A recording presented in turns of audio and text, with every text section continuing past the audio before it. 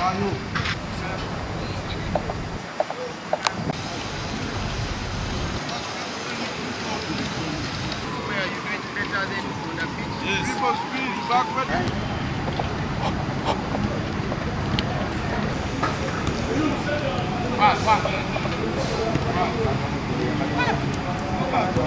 Corperates is an aggressive team. According to first round on how we played with them, we managed to win by 1-0.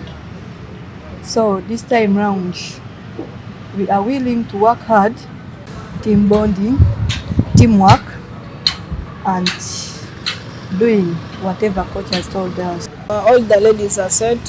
We've been working on their injuries. We've been working on their technical and tactical awareness of the game, and of course, we've been also organizing them according to what we are going to encounter our next match.